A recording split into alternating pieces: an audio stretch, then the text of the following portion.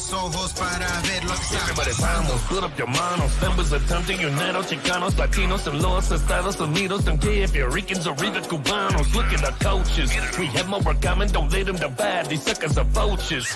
Either we standing together or better be standing aside. Now is the time, don't know about you, but I'm gonna ride. We gotta climb, fight for your Vegas, man, where was your pride? Where were the gunners that you got inside? Look how our ancestors came to this country. They tried to be living the American dream. Don't throw it away. They promise you money and got your aging for the machine. Pick a new team, you flesh socialism, but that is a system that you wanna bring. You need to think, we gotta fight communism, cause it look like we on the brink. Connect all the links, a one-party system is taking the power from all of the people. We need to think, when will you listen? These people are evil and want you to sequel, so what is your plan? Hand in hand, we're standing together, cause it's the one never to do what you can. Please understand, we gotta do better, so walkers remember that we took a stand. Escúchame, 24 es el año, si se puede. Lucha, lucha por la libertad. Órale, vamos. Yo, oh, where'd Christian go? He went. That was a surprise. There you are. Disappeared. What's up, everybody? Welcome back to Latino Free Minds, episode number 58. Here we go, another episode which we're calling Know Your Candidate. And for this episode, we have Peter Hernandez back on the show. We've had him on before, and it was only right to have him on again during this Know Your Candidate series. He's running for U.S. Congress, District 18 in California. Peter, how you doing, man? I'm doing well, Daniel. Thank you, Christian and Daniel, for having me back. It's been a busy time on the campaign trail, working really hard, getting our name out.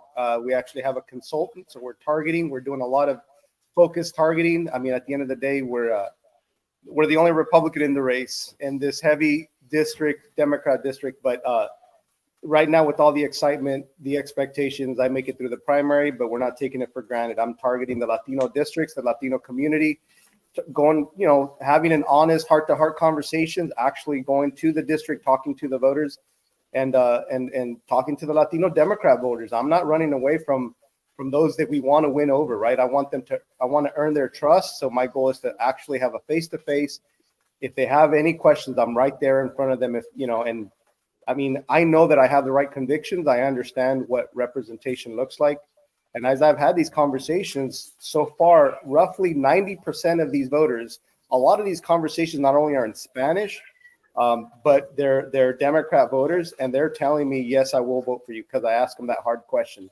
After this conversation, do you feel confident? Will you commit to voting for me in the March 5th primary? And they said, yes, I'll vote for you. That's awesome. It's awesome to hear. So what has your pitch? Not your pitch necessarily, but what are you telling them as far as you vote for me, this is what's going to happen, or this is what I'm going to focus on? What has been your main message to those people in those conversations? The initial intent, honestly, Daniel, is after I knock on the door, I just introduce myself, and I try to leave it very open-ended, because I don't know where they're at. I don't know if they're too busy, they're with their kids, or they're doing the laundry, or they're getting ready to leave. So my goal is more about seeing, kind of just really paying attention to the environment that I'm walking into. Mm-hmm. And really the biggest thing is, my name is Peter Hernandez. I'm running for Congress, and I want you to know who your candidate for Congress is. And I said, I'm here because I want to earn your vote. And I just leave it open-ended like that and let them talk.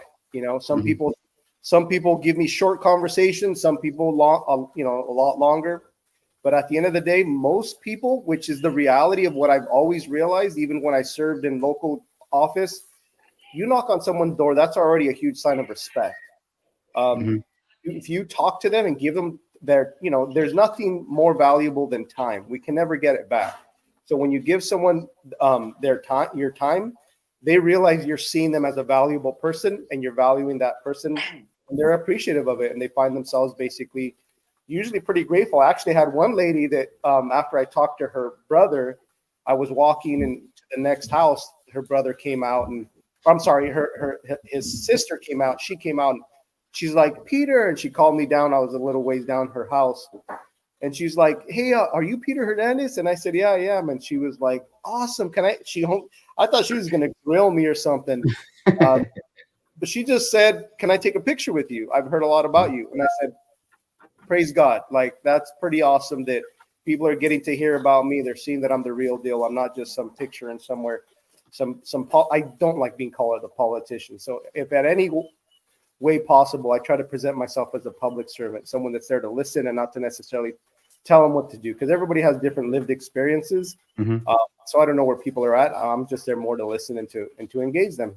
Yeah, and that's, that makes a lot of sense, and that's why, we're doing what we're doing with having a bunch of candidates on this next month, these next 2 months, is people don't usually get to meet their candidate. You know what I mean? It's not. Here's the thing: it's not hard to get a hold of you guys. So people just have to reach out. But I don't know if people have that kind of mentality of like, oh, like he wears a suit. yeah. How am I going to get a hold of him? Yeah. But that's the one thing that's been pretty cool. You're all easy to get a hold of. You guys, respond back, and as you're doing the canvassing and all that in your campaign, and you talk to these people, has there been like one thing in common that they're all concerned about? Is there like a major issue or two that the county that you're representing, that they're like, we don't like this, or we're worried about this? I would say in general, it's the cost of living, inflation. I mean, the Latino community, a big portion of them are middle to low income. They're just trying to figure out how to get by. You go to these minority neighborhoods, my neighborhood, right? Because that's where I came from. This is how I was raised, San Benito County in Hollister. I know you're seeing, when you walk up to a house and you see 4 cars or 6 cars in that house, that there's a struggling family there. It's funny because people say, "Hey, what's the secret sauce to winning an election?" Pay attention, listen to your voters, get to know them, actually care about what they care about. I mean, the founders were pretty profound that they established our Constitution and our form of government to where the average person is supposed to be the candidate for office, not this elite intellectual, this monarch or noble that has a ton of money and a ton of influence. That's not our system. That's what we were running away from. And honestly, as a Christian man, just my honest conviction is the strength of not only the Constitution and ultimately our country is first God, but second, it's the people themselves. The people are the centers of power and influence. When you're up on the dais and you're making a statement about something that you have a strong conviction about, there's nothing better. And I've experienced this. This is why I think it's pretty awesome that God has put me in this position. There's nothing better than actually being on the dais and sharing truth in the midst of that environment when you're going to get opposition, and then the public is ready to back you. There's nothing more profound, because then not only does it resonate with your district, with your community, with your voters, but it ultimately has an impact on the actual power structure on that dais when you're making your statement and you're trying to ultimately argue your case and show how what you're pushing forward makes sense for the constituency. And then these elected officials look at each other and they look at me and they say, "Yeah, I gotta pay attention, because obviously the public is paying attention, and if they're supporting Peter, then I've actually had it to where there's times when my fellow board flips on an issue because of the amount of turnout and the amount of influence and the amount of engagement from the voters, from the public." That's good. So it's been a while since we sat down that last time at Heavenly Bakery, and oh man, shout out Heavenly Bakery. Amen. Beautiful place, beautiful business owners, awesome people. It's so good. Yeah, they're so awesome. I just took my girlfriend there the other week. So awesome. Yeah. How has it changed at all? Are the issues still the same? I know you mentioned, just the whole economy in general, but has the attitude changed? We were coming out of a pandemic, the pandemic, right? Yep. Now, what's the attitude now that we had a little bit of more Biden during that time? What is the Latino or the Hispanic community, responding back with now? Well, one is there's definitely this sense of remorse for the decisions that were made during that time, where we shut down businesses. 20,000 of them, I think it was more like 46,000 in California. 20,000 of them never came back. The fact that we forced people into a position of compliance with these heavy-handed rules that were very top down. There was a lot of loss of revenue for local governments. There was obviously the negative implications of this virus. More so, actually, the forced vaccination of folks, right? There was just so much, so there's a lot of remorse. It's funny because, and you know how I know this, Christian, because no one talks about it anymore. They don't bring it up. There's just silence in the room. There's they can't argue the case, which is funny because this is why, politics is hard. In general, you got to always have that mindset that when you're in, you're technically an outsider. You're not an insider, right? If anybody acts like they like you, that they're buddies with you, they think, Peter, you're a really smart guy. Oh my God, you have an awesome, whatever they say, it just goes right past me, because they're only friends with you because of the position that you hold, because of the influence that you hold. It's not an honest, I lean on just the reality that God is my ultimate provider. And then the closest relationships that matter are my family and my close friends prior to ever getting elected. But as far as the issues, to your point, there's definitely this sentiment now of remorse, because when you have troubled times, and this is why I think it's really profound. Think about what, 2020, or what is it, just before 2020, technically the economy was still doing good.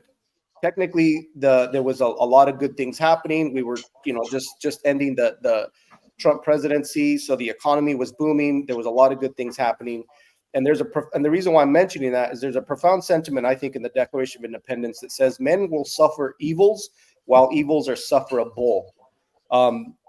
That's always stuck with me, because it's very easy to be complacent, to kind of let things roll off of your back, right? You don't care as much. Yeah, this is probably not a good idea, but hey, maybe they're doing it for the right reasons, so we're going to trust them.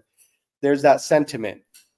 It's not that way anymore. Now it's like a lot of anger, a lot of frustration. People are losing their homes. They have to take an extra job because they can't afford their life just to pay the bills to get by. Businesses are struggling. The inflation rate, everything's gone up 30 to 40%. My last home that I canvassed in Salinas, California, the lady that I spoke to said, "Hey, I am basically," she's a Democrat. She was ultimately acknowledging that she was a Democrat. She's a citizen, but she's worked a long time and she's paid her taxes. And basically, she was just saying, "Look, I worked really hard. I paid my taxes in, and then I'm getting home after going to the grocery store, and I see on the TV this president from the White House who's telling me that the economy is doing good and my life should be doing better. While I came home and I couldn't bring home eggs and I couldn't bring home meat." She told me in español, "No pude comprar huevos, no pude comprar carne asada." She's like, "Es mentiroso." She was telling me, this guy's a liar. And I'm like, and I think the day and age that we're in, when it comes to political environment, just even kind of running in these circles a little bit, it's really, really frustrating to me, because they take these people for granted. They take them like they're dumb. They actually depend on a low information voter. If you think about it, they depend on people to not really understand. And they've kind of, to a certain extent, you can probably argue, intentionally made the environment extremely complicated, right? Bills are 300 pages long. I know when I was a supervisor, my agendas, some of these agenda items, just individual items, had hundreds of pages in there, and you're supposed to read all of that in 1 week and understand it, and understand, there's legislative authority, right? There's liability with the attorneys. There's all these layers that you have to consider when you're reading this information. How it applies, what are the potential impacts. If you're supposed to somehow make a good decision after 7 days of getting fed of this information, it's just not an easy. So if it's hard for us, can you imagine for the average person?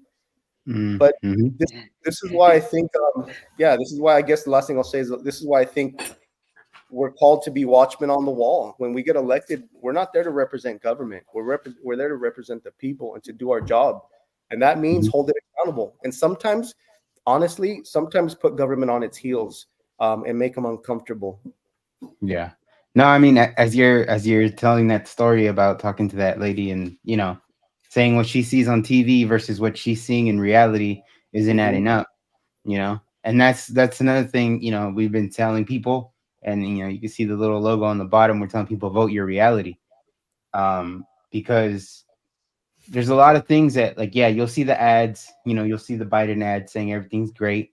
You'll see the Adam Schiff ad where he's saying he brought, I don't know when he brought housing to California, but you know what I mean. You'll see his ads and, oh man, it sounds nice, but it's like you step outside,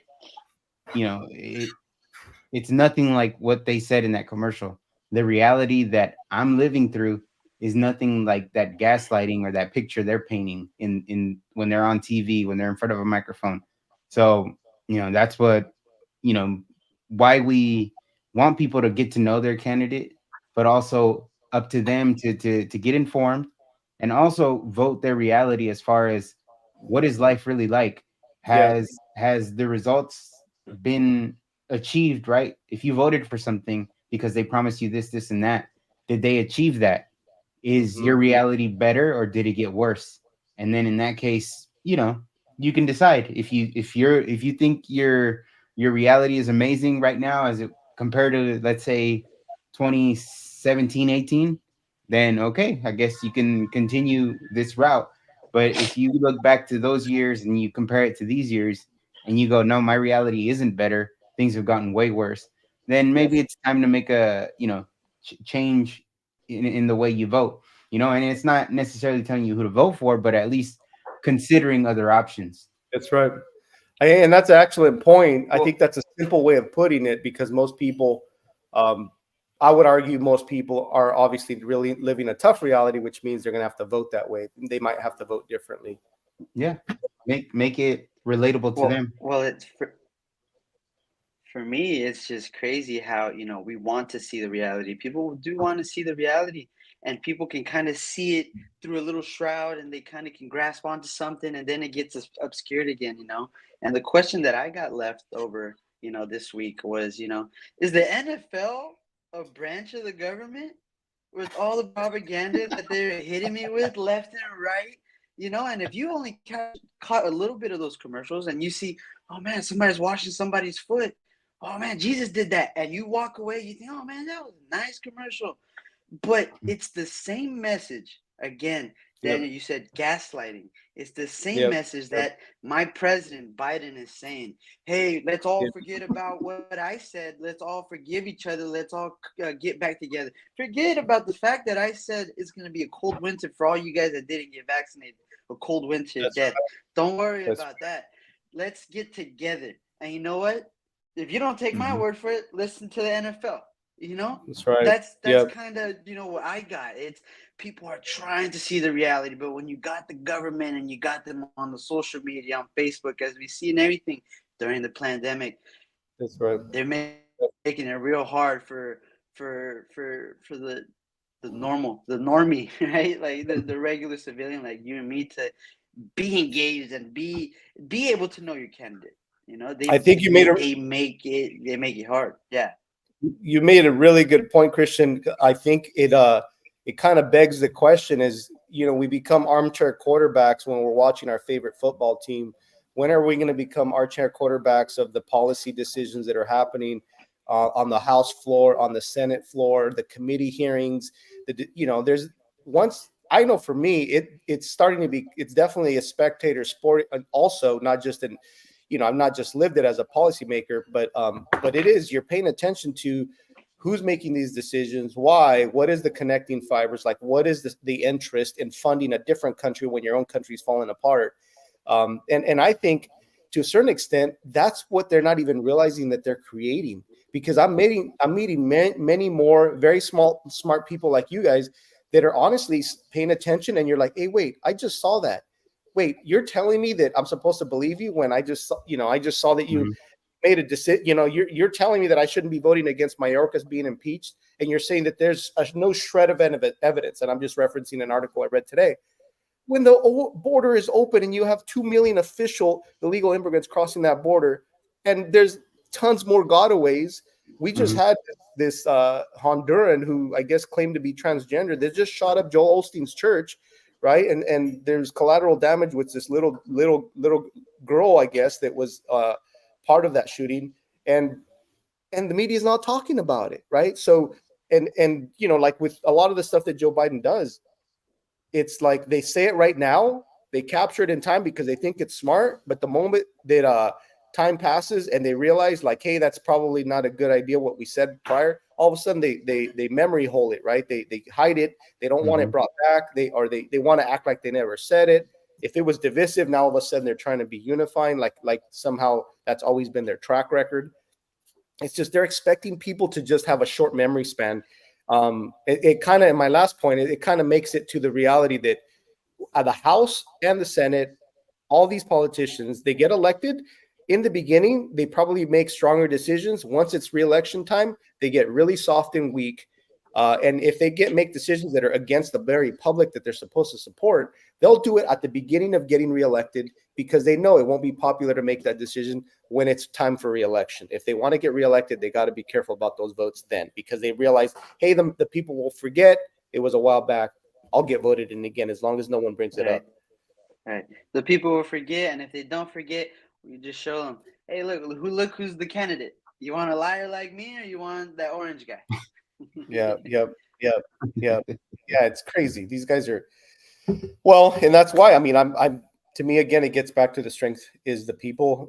I want the people to be more informed than I am. I mean, to a certain extent, I depend on the value of the public. When I'm brought forward the informed consent resolution, I had people bringing me a bunch of data to support it, and it became a big influence. I actually had, when I brought forward that resolution, it just reminded me that we had doctors, we had engineers, we had very credentialed people, because that's another component.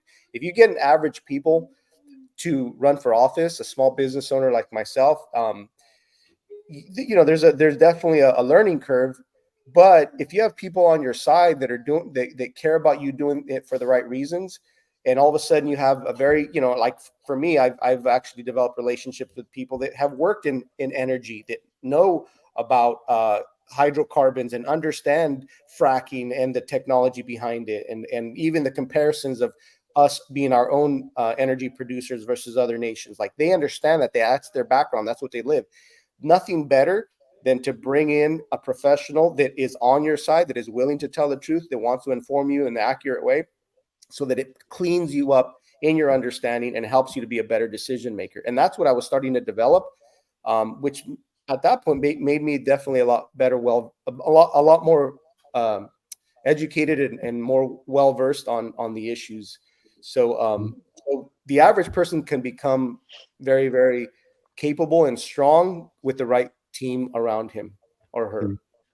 Yeah, that's very true. So as far as your district, right? I think how have you noticed any difference in Santa Clara County? As far as the support or the voter, like what? Or just support, or like any feedback from there, because Santa Clara County is probably like as far as the districts that are part of this. I mean, counties that are part of District 18. That's probably one of the most liberal ones. So is there what have you kind of been hearing or seeing there, as far as like, is there any shift? Are people kind of, maybe opening up more about like, we need change? You know what I mean? Well, yeah, actually, without giving up too much of the strategy, I've actually had, different groups of people coming up and all of a sudden sending me messages saying, hey, by the way, you officially got endorsed. We're going to be promoting your stuff. And it would be a certain group of a certain ethnicity, or, they're a certain segment of issues that they care about. So there's definitely a growing support. And actually, I do have the grassroots, because if you think about the grassroots, they're kind of rough and tumble, right? If you think about the Tea Party days, where it's like there was a lot of this energy, they wanted to see change, but they really didn't understand the system, right? The party system and how things work. But now they're more organized. I would argue they're actually better organized than the typical central committees. and they're game planning. They're actually coming up with ways to fund their game plan. Mm. They're just there's a lot more energy at the ground floor to support candidates like me, and I'm seeing it. I'm actually hearing from folks that it's like, hey, we just sent out you know, uh, we just started sending out canvassers or whatever and helping you in your campaign or whatever. So it's been pretty awesome to see the ground floor change, which I think is the hardest to measure, but in a way that's probably good, right? Because then your opponents obviously aren't able to keep up with what you're doing. Yeah, that's true. When you talk to people, do they even know who Zoe Lofgren is? The people that don't like her, at least the ones that I've talked to, and I'm not just, and just for little full disclosure, I'm not just talking to Republicans. I really am not. Yeah. I'm talking to Democrats, even in my own county, and they're like, yeah, we need her out. And for different reasons. I mean, I guess the simplest way to put it is when you talk to a voter, let's assume they're Democrats that you're talking to. It's not a simple like they're very left, they're very liberal, therefore they only care about social issues. It's not that simple.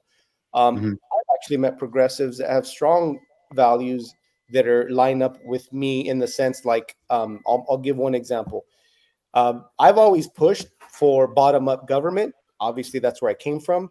So I've actually had folks say, hey, we're having an issue with our communities, our rural communities becoming this huge urban center. I mean, we're very close to Santa Clara. For those that don't know, Congressional District 18 is connected to Santa Clara County.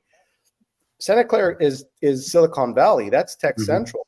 So that amount of wealth and power and technology and advancement is obviously beneficial to that region, but it has a negative impact to a certain extent because they need people, and I mean they need houses for the people that they employ. So those people start buying houses in my region, but we've started to become a bedroom community. So there's a lot of people living here, but they're not keeping their kids in the schools here. They're not spending money locally. They're actually spending money where they're working because they're there for work all day. I've heard many stories about, that's kind of where they go there, do their grocery shopping and all their money planning. So it becomes a negative drain on our resources, right? Because we still require to fix the sewer when it breaks or the water system, the infrastructure. So the roads get beat up, right? From people driving in and out. So you have folks locally that are saying, you know what, we're tired of people building houses, but you have the state pushing for housing. They're wanting to develop in all these rural communities. So that changes the sentiment because it's, when you're talking to their very own Democrat leadership, they're like, hey, what are you guys doing? They're like, oh, just sit down and shut up kind of thing. Like, we're not going to, we're pushing for increases in housing. So you have the locals saying, you know what? I think we need to change gears because maybe a Peter Hernandez actually cares about preserving local control, preserving the rural sentiment, actually cares about making sure that we have the infrastructure that we need, maybe coming up with new opportunities. I'm a business guy. I mean, I've been pushing always for commercial development, things that are create jobs, increase in job pay, right? So I've been pushing for that since I was a supervisor. So all of a sudden I become way more appealing to even people that don't necessarily are of the same party as I am. Yeah, that's good, man. That's good.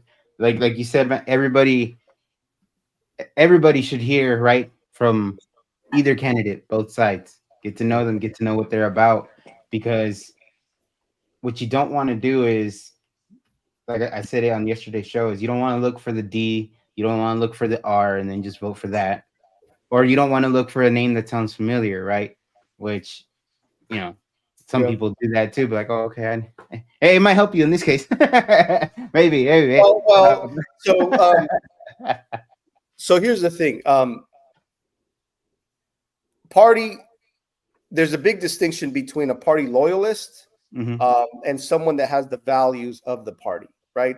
I think I can get along with someone that has maybe Democrat values. I might not vote their way. I definitely wouldn't support a lot of the crazy stuff that they push, social issues type of stuff that I think is doing a lot to divide our community. But I would definitely support things that are practical, local control measures, things like that. So my point is, there's some people that are very party loyal. That's kind of like you're protecting the machine. That's where there's just a lot of gray in how things happen, because people will make decisions that are more party beneficial than they are actual values consistent. Mhm. I mean, and I would, again, this is why I believe in the wisdom of the people. There's actually a profound verse that I lean on a lot that says there's wisdom in the counsel of many.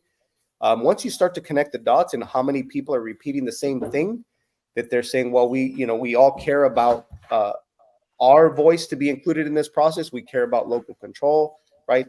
Things that you're seeing like, hey, so that this is an opportunity for unifying. Then all of a sudden people start to get excited when they hear someone like me saying, look, I'm going to do what I can to make sure that no Republican or Democrat takes away your local authority. I will not support the party. I don't care if they kick me out. That's their choice. At the end of the day, I have accrued a level of influence, and by God's grace, I'm going to use it to the benefit of the district. If we are consistent, that's what's going to win over voters. If we are consistent in providing solutions, that's what's going to win over the support that we need, and that's what's going to create, I think, the outcomes that are necessary to preserve the interest of our nation. That's just the reality. So truth is always truth, no matter who says it. A Democrat might speak truth sometimes. A Republican might speak truth sometimes. Party loyalty sometimes complicates those things, and they're willing to it's the ends justifies the means, right? They push for things that might be contradictory, and they might be okay with it because of the fact that it's more about the party than it is about the people. Mm-hmm. Yeah, and then you kind of get that feeling, right? Especially with our current, when you talk about either Congress or Senate. I mean, Senate today, right, passing the bills for aid to Ukraine, Israel, and oh my God, I forget who the other one is. Is Ukraine, Israel, and Taiwan, Okay, yeah, and Taiwan. it was framed as a border bill initially, which is crazy. Like they were like, hey, we're going to address nothing about the border. Oh, and by the way, this is one thing that I don't know if you guys even heard. They actually tied the hands of whoever gets elected, the next president, that if that would be a cause for impeachment if they basically don't implement that bill.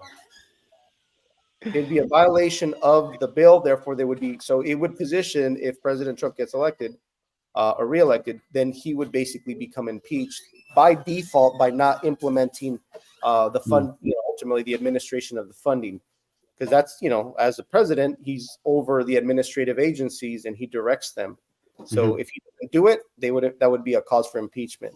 So if you're doing what's actually best for your own country in the bill, it's still written in there that it doesn't matter what's best for the country. What matters is that you send that money to Ukraine, that you send the money, overseas, even though our own country's falling apart. That's America last. Yeah, that's right. And it's funny because I get beat up on that. Like people say, honestly, it just there's not much that I can say to people when they start gawking me like that. I just kind of I get that cold face about it because it makes no sense. Anybody who says that, it's like, hey, you don't care about immigrants, Peter, because you want to shut down the border. Actually, I do care. I don't know any immigrant that would agree that you tear down your fence in your house, right? If you agree with open borders, then tear down your fence. Oh, and by the way, if you don't have a fence, then it doesn't matter if they go in through your back door. How about you let them in through your back door? And by the way, you can't know who they are. You have no right to know who they are if leave your door unlocked. Yeah, leave your door unlocked. Doesn't matter who they are, friend or foe. Don't worry about it. Hey, you're caring about the immigrant, so leave your back door open. The moment that you do that, then I'll say you're at least true to your values. But if you're saying you care about preserving a boundary around your own house, but you don't care about preserving the boundary around our own country, then you're a hypocrite. There's nothing.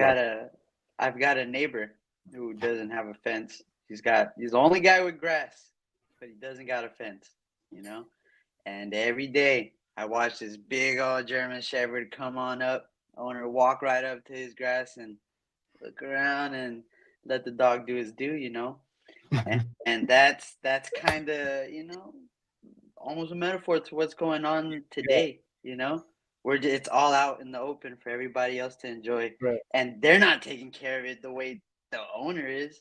The owner's out there watering his grass, cutting his grass, fertilizing his grass, doing everything he has to do Yeah. for somebody else to reap, his Yep. benefits. Only Yeah. grass on the block, but Yep. Mhm. Well, it's and so it just proves the point that you're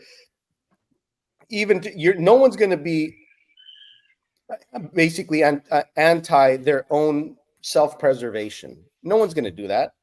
No one's going to say, "Hey, I'm okay with you coming in here and doing whatever you want in my house," right? Doesn't matter if you violate my family. Doesn't matter if you hurt my kids. Who's going to say that? No one's going to say that. But they'll always extend the issue way out far in a very complicated environment and make it very hard to disseminate and ultimately attach a lot of emotion to it, and then all of a sudden call you a bigot or a racist or whatever, an anti whatever, because you don't agree. And I'm like, well, let's bring it down to the simple reality. Your open borders, tear down your fence, open up your back door, and you have no right to question anybody coming in through your back door. Yep. And my neighbor puts a fence up.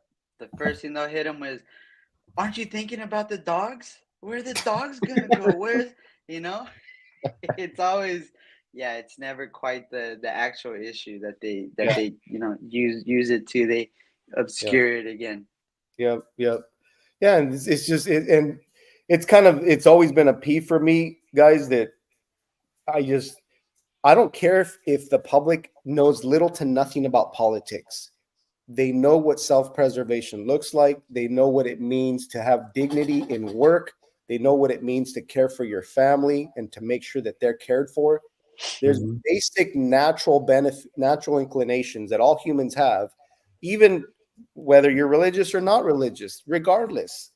The reality is there's certain inclinations that people have, and when you lean on those inclinations, then you understand not only you have a better understanding. Not that I have a perfect understanding, but you have a better understanding of human nature, and you have a better understanding of why policies have to make sure that they preserve what God calls the imago Dei, the image bearer, right? The preservation of the individual.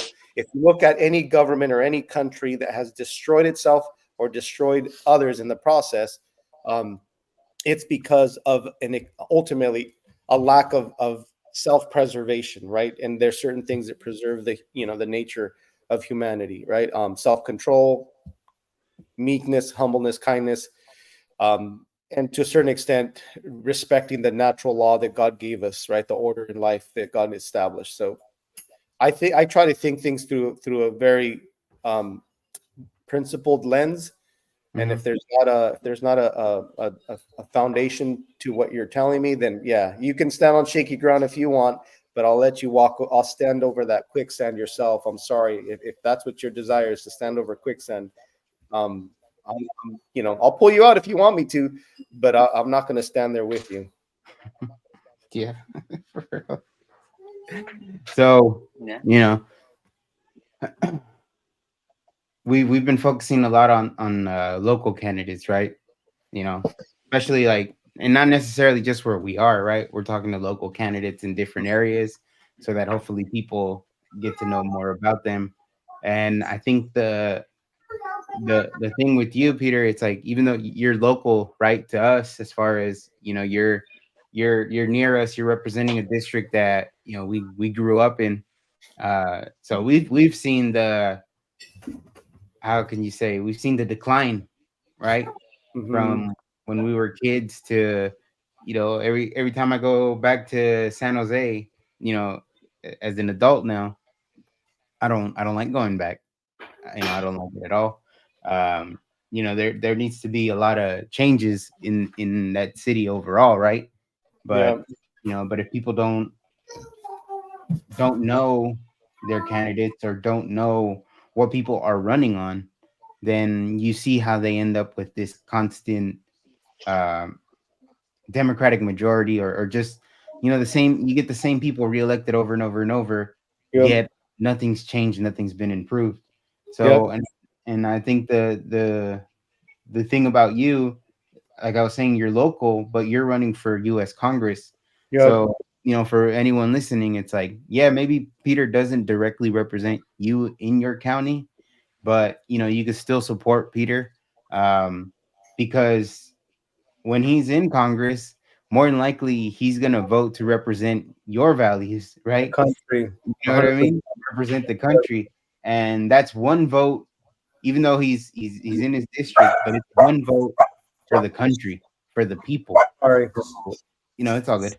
So that's why, when it comes to U.S. Congress, like it's so important that everybody in this country that has heard of Peter Hernandez actually, tries to help you to get in that position, because you never know, right? You could, by one vote, we say that all the time, voting matters, especially in Congress. It could be one vote that derails a really bad bill, but guess what? Boom, it was Peter. Peter did it. So I Yeah, think that people got to realize that even though it's not my, you're not my district, it's like, well, yeah, I could still support Peter, because when he goes and votes in Congress, chances are he's going to represent yeah, what I want too. You know what I mean? yeah. Mayorkas's vote, by the way, guys, was one vote difference. Two Okay. fourteen to 213. The impeachment happened because of one vote. One vote. Without that one vote, it would have gone down. So yeah, you're right. And it's funny because I've obviously been campaigning for a while now, since February, and you know there's another scripture in the Bible that I just was reminded of, is do not despise small beginnings. Um, there's a learning curve in politics, and that I've mentioned that earlier.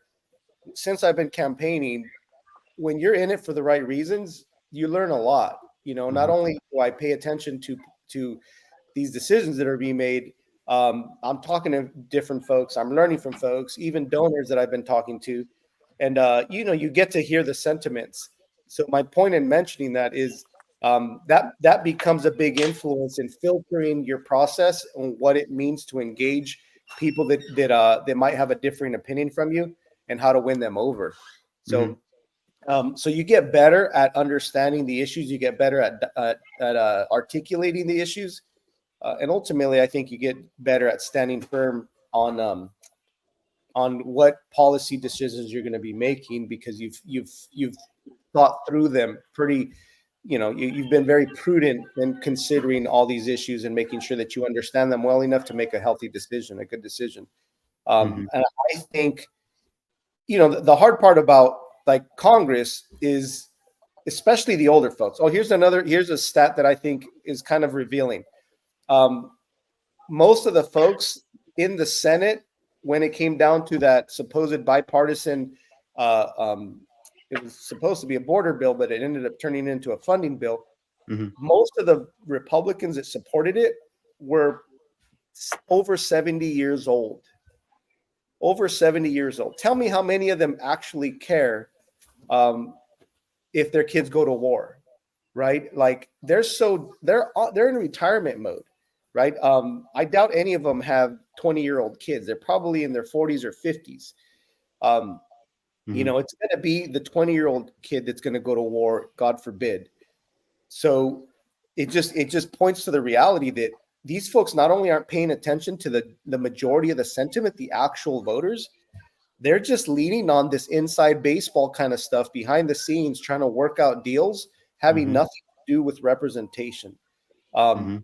it just really, to me, it just really makes the case that there needs to be a new class of a congressperson, younger, that has skin in the game, that understands the issues because they're living those issues, and they can ultimately make sure that when they're up there making these decisions, that when someone says to them, "Hey, we need to vote for this funding bill for Ukraine," I'm like, I am not gonna give money to another country when my own country's falling apart. Don't Mhm. even don't even knock on my door in Congress. I don't want to hear you come into my door if you're gonna ask for that. Yeah. Well, And we'll be there. We'll be at the door. We'll be the door guys. yeah, I'll have you guys be my door guys. Yeah, it's just you got to draw a line and say no. We're not moving. We're not Yeah. moving. You And know. what you're saying, right, about that, it's like nothing was more proof of that than, and I'm like 99.9% sure what I'm about to say is a fact. Um, Nothing proves that more than Dianne Feinstein voting the day before she died. Oh, that's crazy. Nothing like, and I forget what it was she voted on, but the fact that she voted on something the day before she passed, it just goes to show you kind of it ties in a lot of the things we've been talking about, where they're voting for the party. They got no skin in the game. It's like, I don't wish that on anybody. She was an old age. She passed away. She lived a Yeah, long life, but whatever she voted for wasn't didn't affect her. It could have been a real terrible bill or law, and voted for it, and she doesn't suffer any of the consequences of it. So she's like yeah, that, if someone wanted like a proof of what you were kind of talking about right now, it's like there you go. That just happened recently. yeah, Yeah, I mean, you yeah, would see the clips where she's just sitting there with her milky gaze and she's just looking all out, and then it's her turn to vote, and then she starts rambling, and somebody goes, "Hey, Kaise, just say yes, just say yes, stop, Kaise, just say yes, yes, wow, you know." Yeah, yeah, and that's the thing too. It's right. You had Feinstein, she passed. You had Mitch McConnell, where he kind of had a couple instances where he kind of froze up. yep, I The think, current sitting president, well, yeah, yep, that's the yep, biggest example there. grandpa in Grassley's obvious. 92. I think he recently had some health issues. yep, Um, but these are the people that are in there, right, making decisions for the yeah. future. That's right. So, I think I agree with you there. There has to be a shift there too, because you know, I don't know. That's to me. I don't want to sound like a what would you call it, ageist or something like that, but decisions they're Big term. making I don't care. They can call me whatever they want. Yeah, decisions they're making when they're in their 90s are not gonna affect them at all. They're gonna affect, we're still in our 30s, 40s. God willing, we got another 50 years to go here. You know what I mean? It's gonna affect us, right? Not just us, and our kids. It's gonna yeah, affect them. yeah, yeah, So I think, yeah, I think that we need to make a shift from that for sure, yeah, as a country. yeah. Yeah, there's the economy is tanking. Where these folks have hedges, they have protections. Um, yeah, and the I think the remedy personally for that issue is, one is there should be a term limit sentiment in Congress. There needs to be support for term limits. Hmm. There needs to be a new cultural mindset amongst the Congress themselves, these candidates and these actual electeds, that says I'm in there to do a job, and I'm not in there. What is the greatest, I would argue, buffer for anybody who gets into Congress and tries to get basically bullied around to make sure that they vote a certain way, or you got to vote according to the party or whatever, Hmm. even if it's negative to your district. To me, the easiest sentiment is go ahead and threaten me to primary me or to raise money against me. Go ahead. I don't care. I'm not Hmm. here to be a lifer anyways. If I go home, I'm okay with it. Hmm. I want to see my country better off.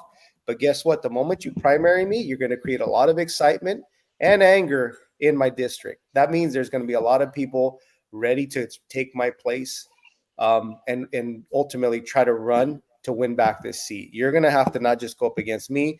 The sentiment that I have, I believe, is going to multiply. There'll be more people Hmm. wanting to, and because I don't want to be in office forever. I really don't. Hmm. Politics is dirty and it's ugly, and people end up, they're fake relationships. You're in an environment and a cocktail party where everybody acts like you're their best friend, but then all of a sudden, yeah, they turn their back on you any chance they get. It happens. It's just reality. So at the end of the day, I'm going to walk into that environment. It's for to do a job, and personally, I really want to see the shift where, and I know it'd be hard, but where Congress people actually are back in their district instead of living in DC their whole career. Yeah. So, and we've said it on the podcast recently. It's like when it comes to election cycles, especially this year, right? And we were kind of talking about it a little bit earlier with the ads and all that.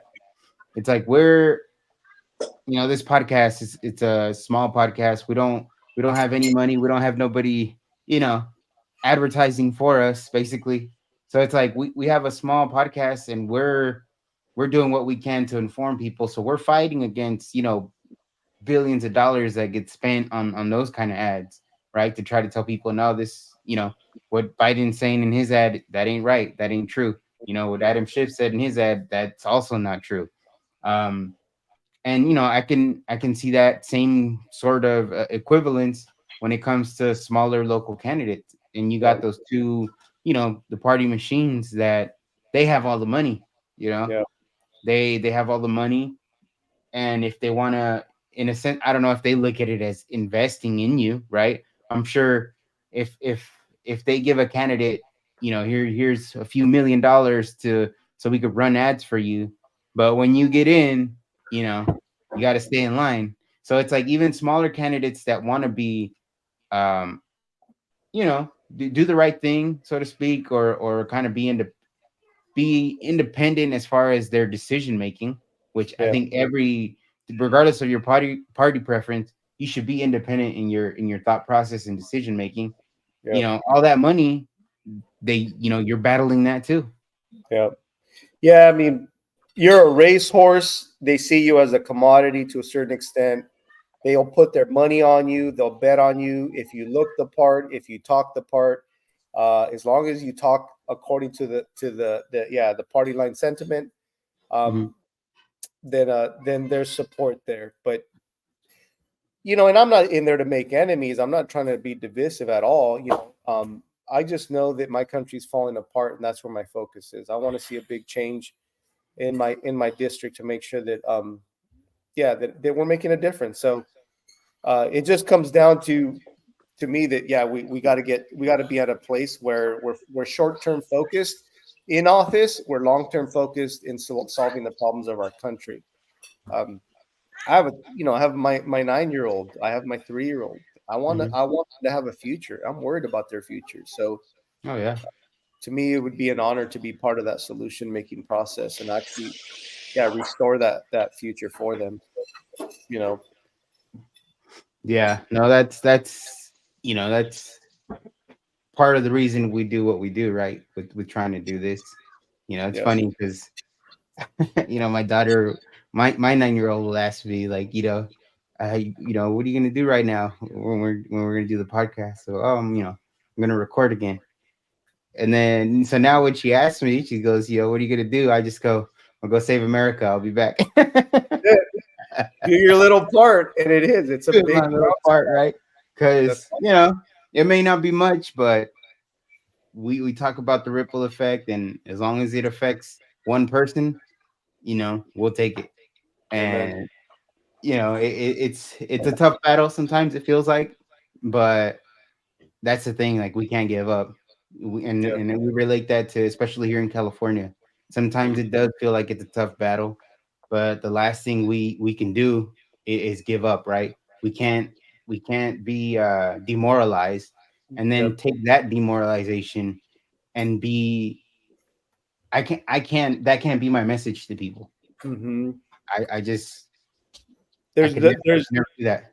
there's a new there's kind of this building of this new machine. It seems to be organic, but it's very passionate people that want to do the right thing for the right reasons.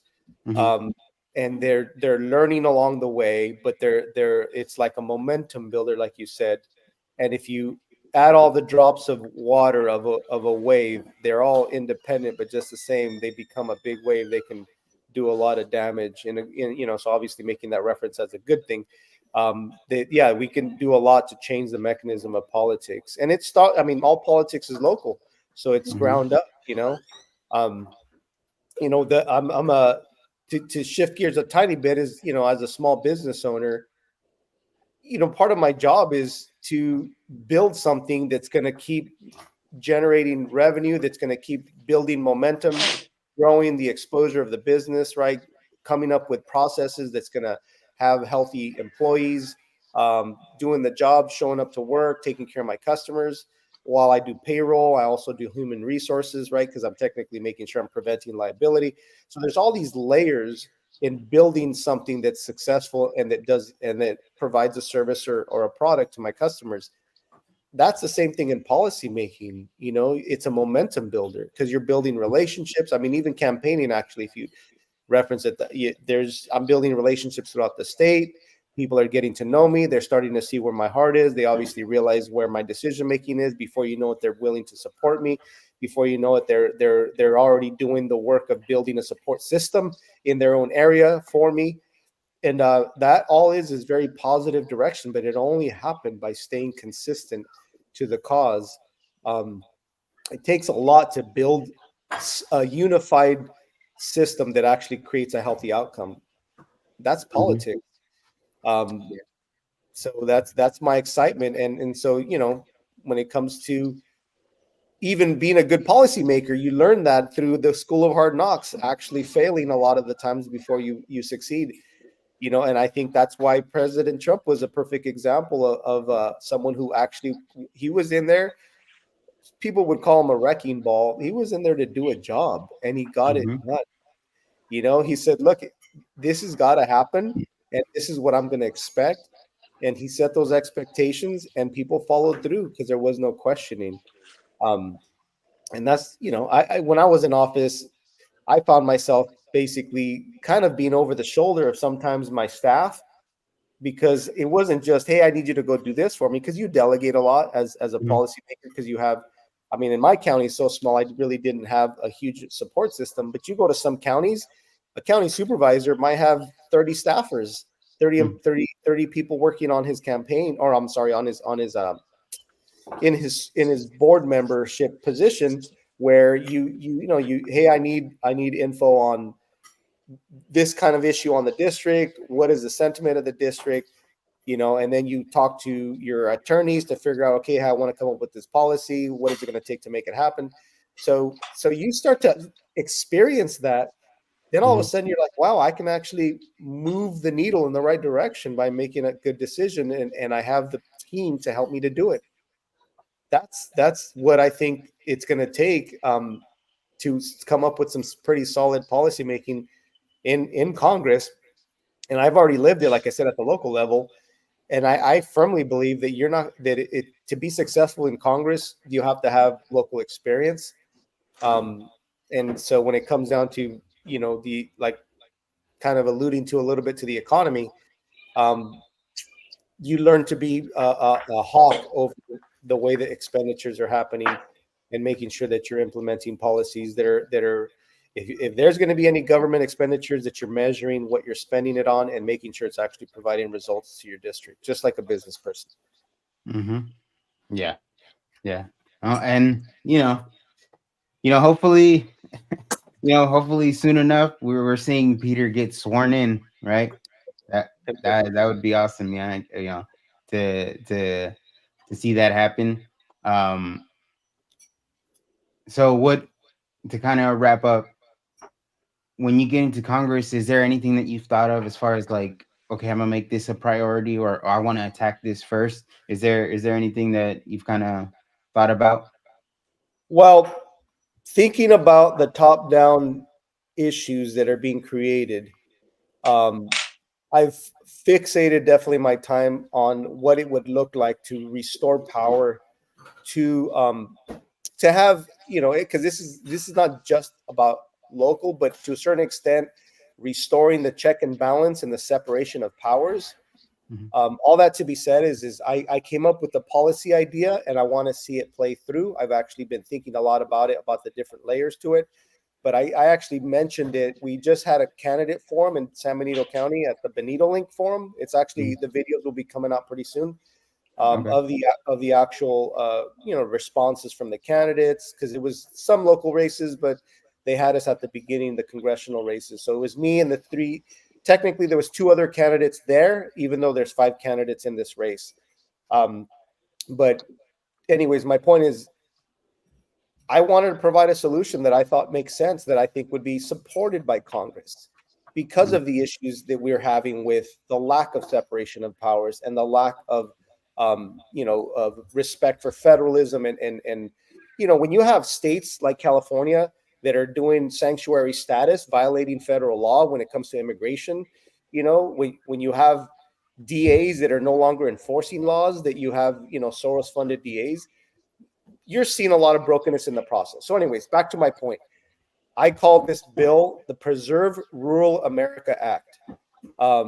So my idea is by God's grace, I would say is you see a lot of these urban cities, right? These the centralization of power in these big urban structures in the state.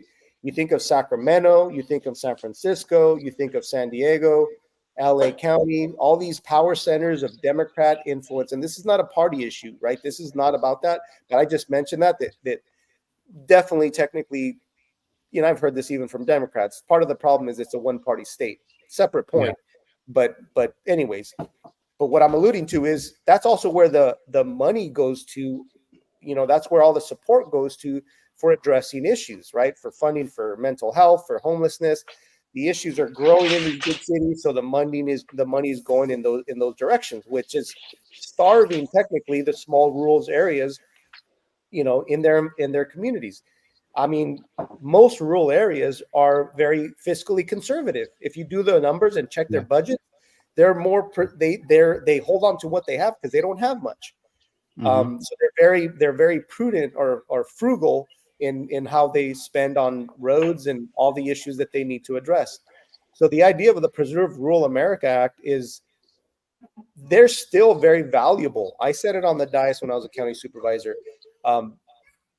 We give a lot of respect to big cities, and that's fine, but we give very little to no respect to small rural communities. Yet we are the resource counties of the state. Technically, that part of the brokenness of that. Another quick tangent is the 17th Amendment that doesn't that the state, the Senate. I'm sorry, right? The seat that Dianne Feinstein gave up basically when she passed away, and these other candidates are trying to run for. Those were resource-driven positions. Technically, the state Senate's supposed to be resource-driven because it's regional. These positions are more regional rather than population-driven. The reason why I mention that is there's now less of a focus on respecting the fact that, like, San Benito County has minerals, and like you have certain counties like Shasta that they have huge runoffs of water because of the snowpack. You have what's it called? Oh, Monterey County and San Benito County that are big agricultural centers. We feed the whole world. So we are resource counties, yet we get little to no respect from the state or the feds. So my idea says, how about we actually come up with a different funding mechanism to say is it doesn't matter because of your population, but because of the value of your resources and the fact that we want to preserve the rural center, the hometown feel, the fact that you know your neighbors, and we also care about the fact that you're providing a valuable asset to the rest of the country with the resources that you provide. We need to preserve your resource your resources, and ultimately that means we also need to make sure you have the proper funding for infrastructure and the things that are necessary to manage your county. So we need to come up with a different ratio. And so that was basically my idea. And I know that was a long-winded statement, so thanks for being patient with me. No, it's all good. But that was basically my idea of let's start to show respect for the small counties, the rural counties, just as much as we show respect for the big cities. I don't want to see us urbanize the whole state is the bottom line. Yeah. No, and I think that makes sense because it's like, yeah, if you're giving, for example, San Francisco, way more money than you're giving Salinas, right? And obviously it's like, okay, you go bigger city, more people, yada yada. But it's like also, it's like if they're getting this much money and okay, here this much, let's say, I don't know, 15 million, it's a random number, is for homelessness. And you come back, whether it's a year later, a couple years later, and it's time to give money again, and you say, well, how is the homelessness problem doing? It's like it got worse, so we gave you $15 million and it got worse, so now you got to fix it with 10 million. That's right. That starts to drop down, and that 5 million they lost goes to Salinas. Goes to, you know what I mean? Like there should And, be and some. It's kind of like saying merit based, by like it's performance based by 100%. city.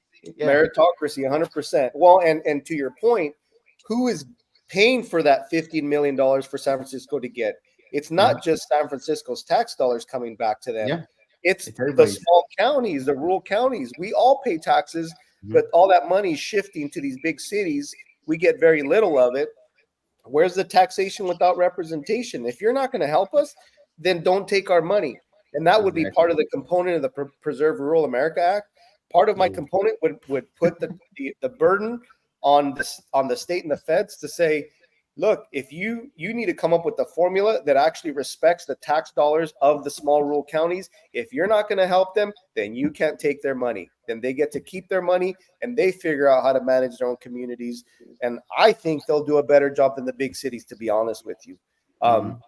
That's my honest assumption. It's a theory, and I have reasons for that, but without getting into that weeds.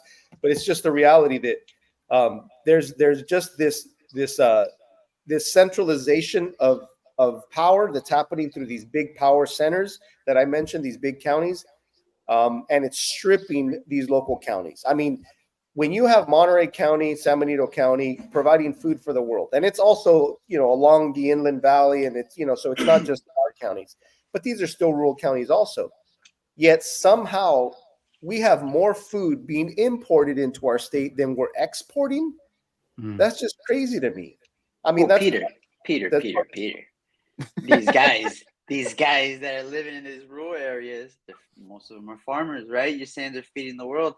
They're responsible for climate change. That's how they see it. So it makes sense why they're making those people the bad guys. They want to put people back in the cities, right? That's and to your point, Christian, if they're the bad guys, so are we. Oh, by the way, so are the politicians, because guess what? It's not just cows that fart. Human beings do also. Oh, that's right. They're trying to use this climate change modeling that's only on a spreadsheet that has no real measurement against the environment itself, where they're actually testing these ideas. Oh, and they're going to come up with a policy where they're going to tax you for it. Oh, and it's kind of convenient that that it's not these rural counties that are getting the benefit. These big cities are getting the benefit of your cap and trade taxes, right? They're taxing your gas, because it's a big fuel emitter. I just saw, and this is why doing your homework definitely matters and understanding kind of the politics of it. I was going through the IIJA, the Infrastructure and Investment and Jobs Act. That was something that Joe Biden got, while technically the leadership then got passed. Obviously, he signed it into law, and it was a $1.3 trillion stimulus. Guess how much money went? Because this is for infrastructure, right? So they have this ideas, and they added this internet into infrastructure, whatever. People can debate that issue. But, the obvious ones are bridges, roads, right? Things that are definitely infrastructure. That's fine. Regardless, it's a spending bill. It's debt. And then the other component is, guess how much was actually allocated to small rural counties to it was $25 million. Do the math. 25 million off of 1.3 million. That's probably less than 1%, or less than, it's roughly a percentage if you think about 1.3 trillion. And then when I was paying attention to the committee hearing that just happened actually in February, I think, of 2023, when they were actually vetting the implementation of this process and how much funding was going out, and what had happened thus far. In that committee, they had a memo that they realized that the public was coming to find out. The memo by the president, Joe Biden, who actually said, oh, by the way, that money that we had allocated to the rural communities, don't give it to them. Like, cut it out. We're not here to. Basically, they had no desire to fix roads. If you think about the issues of the small counties, they have the most miles of roads that they don't have the funds to fix. If you do, there's probably a formula out there, or some kind of a way that they've measured it. I'm pretty sure local counties can measure it anyways. It's called the pavement PID, pavement improvement index, or something like that. It's basically a measurement of how beat up your road is. There's an improvement index basically that measures how beat up your roads are. Most rural counties have garbage roads. Does it's very Hollister know that yeah this program is going Does, around? does yeah Santa yeah. Clara have that tool? Yeah, my gosh. Yeah, well, they all measure it, and so yeah. So San Bernardino County has really bad roads, and you know that these rural counties are struggling. I mean, the Yeah. only ones that I have seen, though, to be honest, though, that the roads are decent or pretty good, are the roads around some of these tourist counties because they Mm, can afford it, right? yeah. Yosemite area, all these tourist areas, Monterey County, they need good roads because the tourists are not A going to lot of like travel driving there. on beat up. They realize obviously they have to prioritize those funds. So, but it just points to the reality that there's obvious things that I've been paying attention to that others are paying attention to. That it's like, well, and think about the climate idea that you just, or the climate point that you just mentioned, Christian. It reminds me of when I sat in a committee hearing in a committee on the board of supervisors. It's called the Mobility Partnership. We're actually partnered with other counties. We were talking. It was during the COVID times. They were talking about transit, increasing transit services, and in that conversation, I said, "Hey, wait. So we're talking about transit because we're trying to decarbonize, supposedly, right? We don't want so many vehicles on the road because of fossil fuels and emissions and gas. Um, why would they care to fix the roads? Because fixing the roads is going to increase the motivation to drive on those roads, and by default it's going to have a negative impact supposedly on the climate because of the emissions." And literally the guy said, "Yeah, you're right, we really don't want to fund the roads." So they're taking our SB1 tax dollars and they don't even want to fix the roads anyways. So what does that tell you? Like they have little pockets of money that are just like toys to them, I guess, and they're spending it on certain roads probably, but in general, the motivation, because the philosophy of the climate changes person, it says no, we need to get rid of fossil fuel vehicles. So actually, people shouldn't be driving roads; they should be going on a bullet train that's never going to get built, and it costs too much money. Yeah. It's just ludicrous, Wow. right? So, anyways, that's just it's just the reality of what these guys. You have to pay attention to those details to know it. Yeah. No, for sure, man. Well, Peter, I mean, it's good to have you on. It's good to talk to you. It had been a while since we talked, so it's good talking to you again. Um, do you have any kind of events or anything coming up that's on the schedule where people can kind of get to know you more or anything like that? So honestly, right now we're kind of in this lull because it's just before the March 5th primary. I mean, outside of every weekend, me canvassing, going out there and door knocking with my volunteers. But after the primary, I do have a lot of things being planned. Where we'll definitely have some fundraisers, some public events. I'll definitely be more public, more. Yeah, it's just we had an early primary, so it kind of came up on all of us. I mean, I really am not seeing crazy amount of activity from any candidate really. Mhm. Um, Besides the paid media and ads, which all of us are doing. So, but to your point is maybe we can check in once again after the primary, and Yeah. I mentioned a lot of the excitement that we got going on. Yeah, we'll send Christian out there with his suit and a microphone. That'd be awesome. Awesome.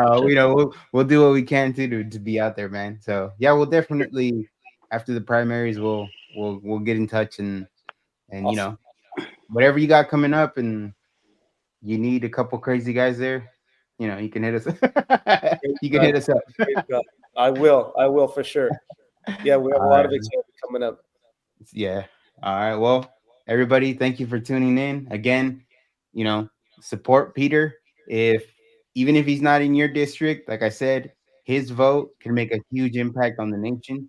So, his website is scrolling right there at the bottom, hernandezforcongress.com.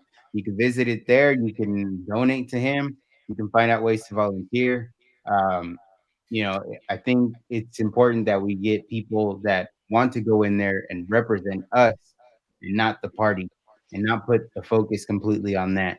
So, Peter, thank you for coming on. And like I said, man, hopefully, time goes by fast, right? Next thing you Yeah, know, yeah. it's February 2025, but hopefully one day we're seeing you get sworn in and Awesome.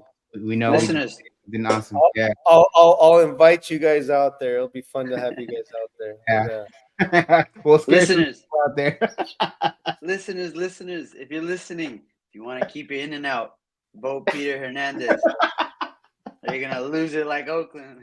Yeah. That's a Vote good to point. keep it in and out.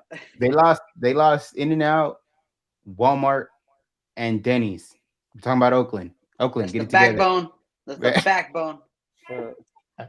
But hey, yeah, vote for Peter. Well, thank Shit, you for guys. tuning in, and it's always great talking to you, man. God bless you guys. It was good talking to you. Peace be with you. You too. Amen.